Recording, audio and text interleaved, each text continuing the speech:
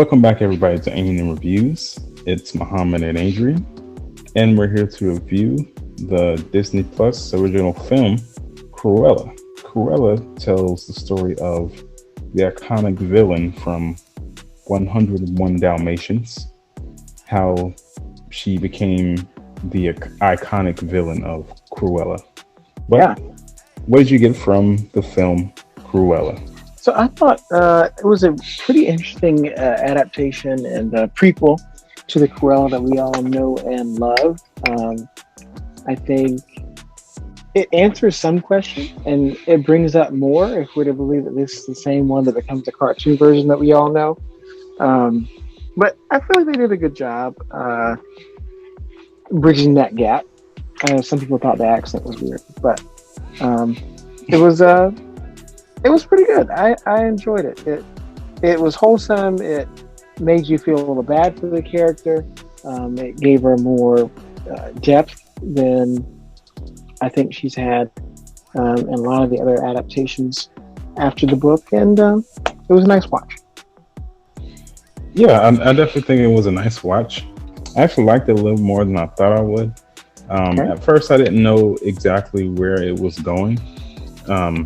It was a little, if I could compare it to a Netflix film, Enola Holmes, it kind of felt like that at first. Yeah. But it got more interesting as she grew to become the Cruella that we knew. And, it was very interesting. You got a lot of fashion stuff. Not really stuff that I care about that much, but they made it pretty interesting. And you saw her development into the iconic Cruella that we know. Yeah. I think all that. They did a good job of bringing in the fashion elements as well as the dogs. And maybe why we find out why she doesn't like Dalmatians. I think the hair was most interesting, just being born that way. Okay, get it? The black and white hair. That's how she was born. And a little bit of a twist with her parent situation. And kind of how she becomes crazy. I felt like some of it, like The Devil Wears Prada, or that movie, being the person that works for this huge fashion designer, and they're like the meanest person in the room, and you're the coffee girl, and you work your way up. That was pretty interesting. Her revenge is pretty interesting. If anything that was unbelievable, I thought her henchmen, who at least in the story that we know as her henchmen, are really her equals in this, her friends.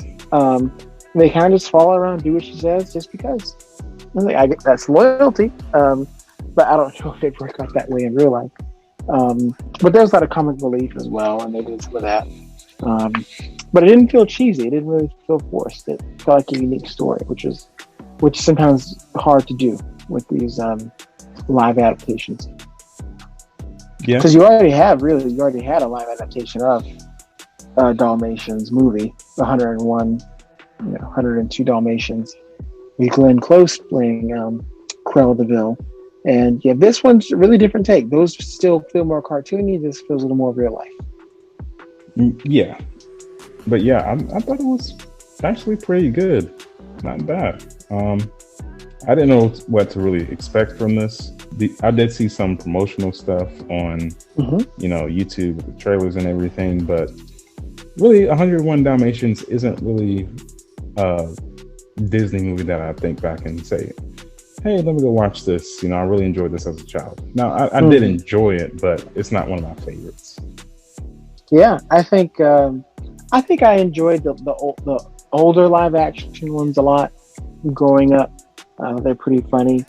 And a lot more dogs in those. They were more dog centered. I feel like that was like the heyday for the was Air Bud movies. So you have all these dogs doing cool stuff.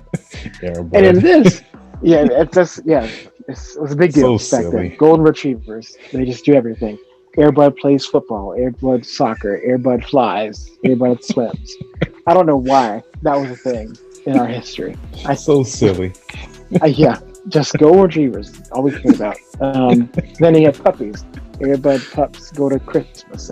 It's a lot. You've seen all of them, right? Unfortunately, I've probably seen them all.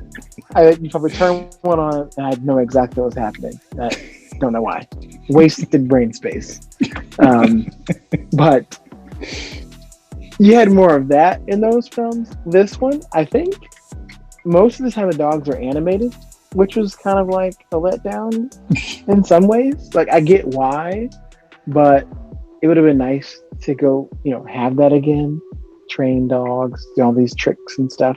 No, they're really but fake. I guess for some of this are really fake. And some of the scenes, like you could tell it was a green dot that they were looking at, and they said, "That's a dog." Just look in that direction, and it'll be fine. But other than that, I thought it was pretty good. Yeah, but those dogs do look really fake, and they try to cover it up with a lot of those scenes being at night. Yeah. Yeah, especially the Dalmatians. They look the fakest. I don't think there was a real Dalmatian on set ever. The other dogs, I feel like they were real, and they just animated some parts. But those Dalmatians, I don't think they ever existed. Especially when they first show up. You know how in those old games where you have to run after something, and it'll be further away from you or further to you based on if you mess up or something like that. I feel like Temple Run. I feel like these dogs were taken right out of Temple Run because they were running and they're running at a good speed, but it just felt like they were actually just floating over the landscape, because they just weren't there. That wasn't real. That took away from the film a little bit. Thanks for watching, and if you would like to be featured on our podcast, make sure to click the link in the description.